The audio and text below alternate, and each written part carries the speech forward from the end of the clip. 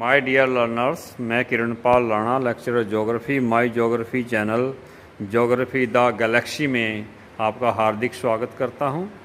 तो my dear learners, तो आज हम करेंगे 11th क्लास का चैप्टर महाद्वीपों तथा महासागरों की उत्पत्ति कैसे हुई।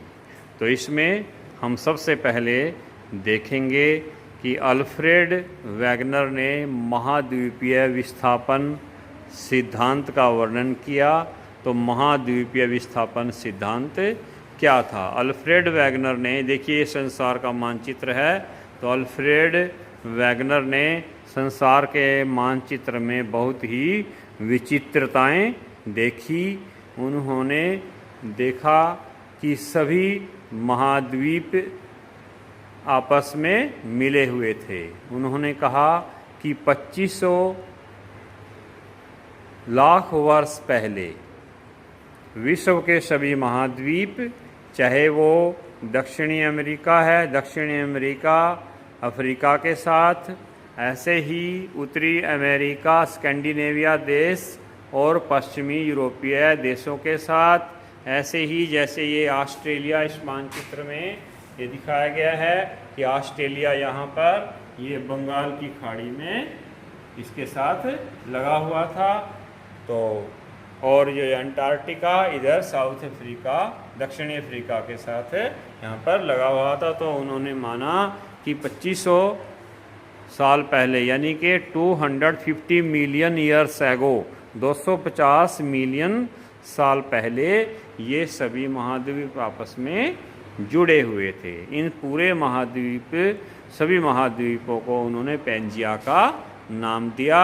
उन्होंने कहा कि जो पैंजिया का उत्तरी भाग था उसको उन्होंने लारेशिया या अंगारालैंड कहा।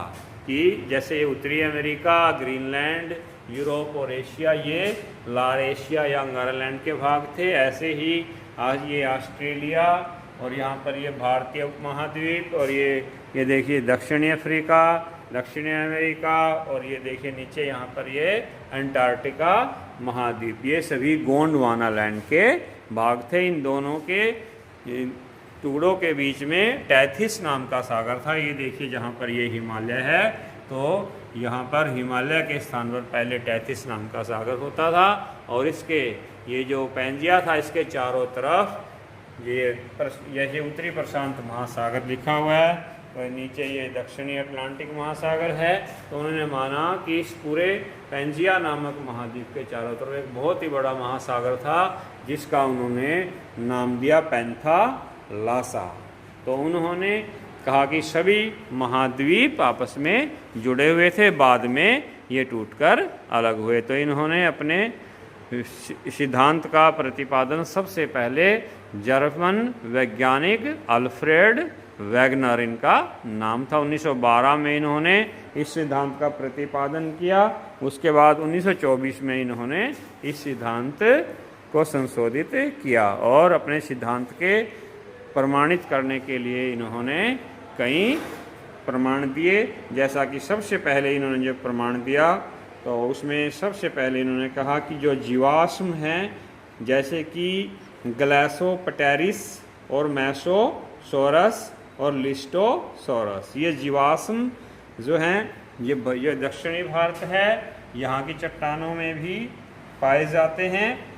ऑस्ट्रेलिया, यहाँ पर ये देखिए ऑस्ट्रेलिया का जो क्षेत्र है यहाँ पर भी पाए जाते हैं। ये जो साउथ अफ्रीका है यहाँ पर पाए जाते हैं, दक्षिणी अमेरिका यहाँ पर पाए जाते हैं।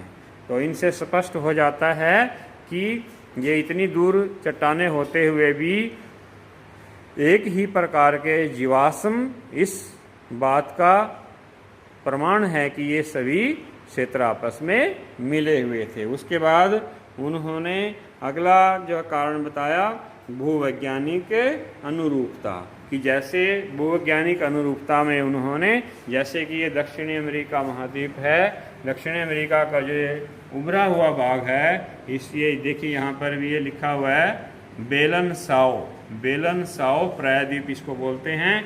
तो इन्होंने कहा कि इस बेलनसाओ प्रायद्वीप को, यहाँ ये अफ्रीका की जो गिन्नी की खाड़ी है, देखिए यहाँ पर ये गिन्नी की खाड़ी, इसको इसमें बिल्कुल अटैच किया जा सकता है, इसमें ये इसके साथ बिल्कुल फिट हो सकता है।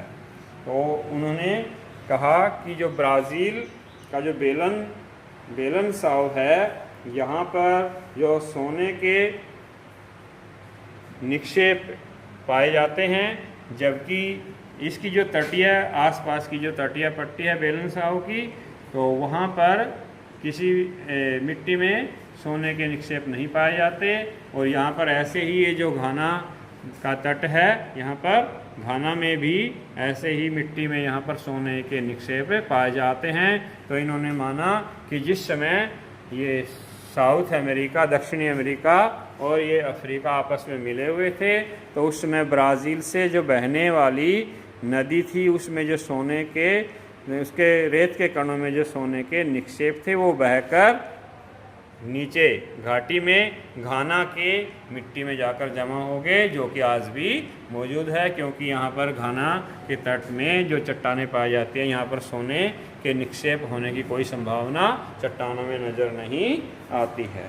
तो इसी प्रकार से पूरा जलवायु एक रूपता से भी अल्फ्रेड वैगनर ने अपने सिद्धांत को प्रमाणित करने का प्रयास किया। जैसे कि ये दक्षिणी अमेरिका महाद्वीप है, दक्षिणी अमेरिका में ये देखिए यहाँ पर ये उरुग्वे ये देश है, ये उरुग्वे देश है यहाँ पर, ये देखिए उरुग्वे क्षेत्र में। और ये यहाँ पर ये ब्राज़ील देश है, तो उरुग्वे। ऐसे ही अफ्रीका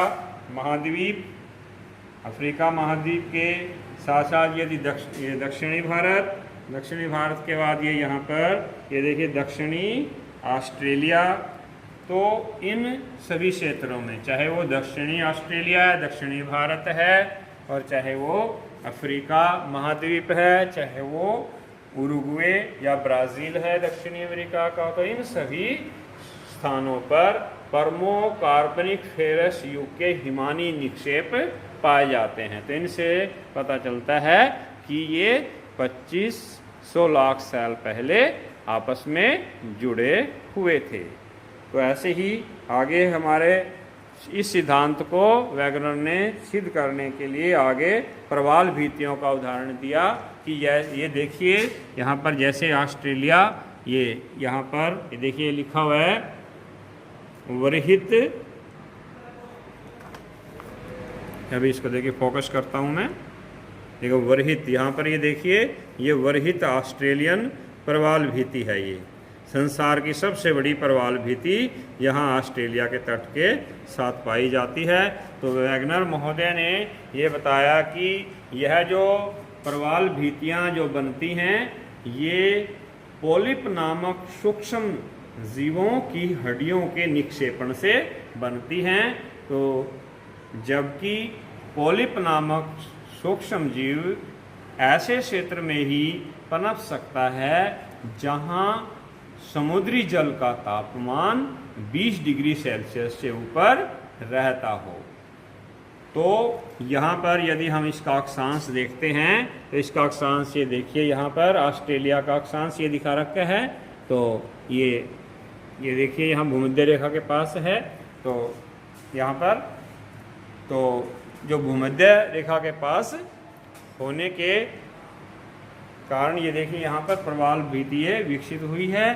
तो प्रमाण ये कहते हैं कि जो पोलिप नामक सूक्ष्म जीव हैं, वो ऐसे तापमान जो है में ही पाए जाते हैं जहाँ पर 20 डिग्री सेल्सियस से ऊपर तापमान रहता है। और ऐसी समुद्री परिस्थितियाँ केवल 30 डिग्री उत्तरी अक्षांश, ये देखिए यहाँ पर ये 30 डिग्री उत्तरी अक्षांश, यहाँ पर ये रहा 30 डिग्री उत्तरी अक्षांश से यहाँ से लेकर, और ये देखिए यहाँ पर 30 डिग्री दक्षिणी अक्षांश के मध्य पाई जाती हैं।